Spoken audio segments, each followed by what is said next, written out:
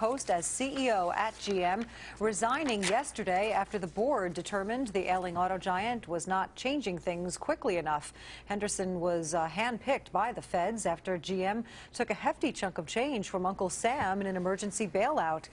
Fritz Henderson will be replaced by Bob Lutz, GM's vice chairman of marketing and communications. On the Car Talk, Fritz Henderson was supposed to be a keynote speaker at the LA Auto Show. This is a big deal, too, especially given the state of the industry now. Now, Bob Lutz scrambling to write a replacement speech for Tinseltown. One centerpiece of this year's extravaganza, believe it or not, is the Motown muscle car. First introduced in the 1960s, America's had a love affair ever since. These are good old-fashioned Detroit steel cars. But with an economy on the rocks, how are Mustangs and Camaros still ruling the road? Mike Caudill is an automotive expert with NativeGuys.com. He's live in L.A. Good morning to you, Mike. Nice to see you out there. So, huge downturn in the economy, poor automotive sales. We charted that for a year and a half right now. Why are the muscle cars popular?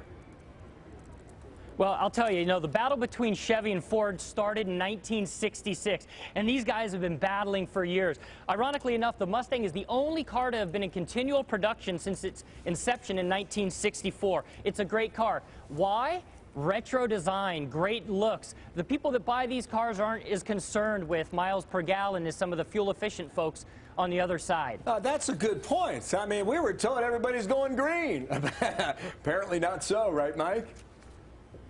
Right. Well, here's what's interesting about the news. When we talk about the Mustang, we're always talking about a big horsepower V8 motor pushing 400-plus horsepower. But here's what's unique about this one you're looking at right now, Bill. This one is a V6, a 3.7-liter, pushing 305 horsepower, which is the same horsepower the 1985 Ford Cobra had in it. This is 1 horsepower more than the Chevy Camaro. I see they're going to head-to-head. Now, what's selling better? Is it the Mustang? Or is it the Camaro debate? Right.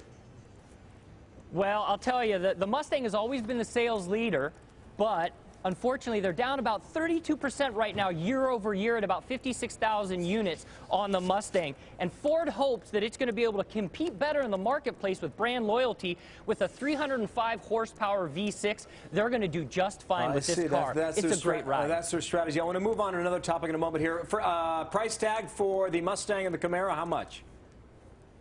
These vehicles start at $22,000, and if you're talking Mustang and Camaro, you also have to include the Dodge Challenger, which is a real retro throwback vehicle. All right. Now, what other news is coming out of L.A.?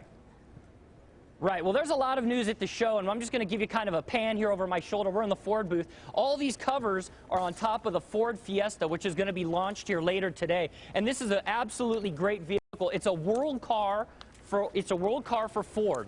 And that means it's going to be sold. It's already in Europe. It's going to be in Asia. This is a global car for them. We'll give you a peek. I know they don't want us to do it, but we're going to give you a peek. Right. This is what the car is going to look like. Great looks all the way around. There's cars of the year being announced here. The Kia Forte is a car of the year that's going to be introduced later today. The Mustang's great news. BMW, Audi, Volvo, they all have exciting news here at the LA Auto Show. Yeah, don't talk to the man behind the curtain, or go check out the car that's underneath the curtain.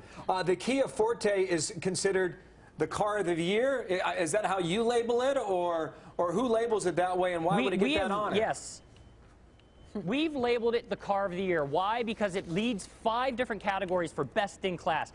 Cargo capacity, horsepower. It's a $15,000 4-door compact sedan. It's great for the entry-level person, but it comes with standard Bluetooth and USB features and great creature comforts and safety. I got you. That's kind of cool. Sorry, Mike, I got 10 seconds left here. I hear the music in the background, but how's the mood out there given the state of the U.S. auto industry? Well, Bill, I think you and I might be too young to remember this, but I was speaking to my dad last night, and he said, back in the 50s, there was a saying, as GM goes, the country goes. And that was a very popular saying. I'll tell you, the buzz is definitely on here as Bob Lutz gets ready to speak in place of Fritz Henderson because of the departure he had yesterday with General Motors. There's a buzz. I got in at 7 o'clock this morning, and the place was already packed. As you see over my shoulder, this is a good one. This is actually Mark Fields, and he's one of the heads right under Alan Mulally at Ford Motor Company. He's getting ready to do his presentation later today. We'll see if we can get him on for you guys in a bit. Good deal. Bill. Thank you, Mike. Bye, bye, bye. Bye, bye, bye. Thank you, Mike Caudill out there in LA, the Auto Show. Thank you. That's right. Diane. Well, what's a holiday concert without some great religious music? Well, some folks are about to find out. We'll explain why a bunch of kids in one district are not being allowed to sing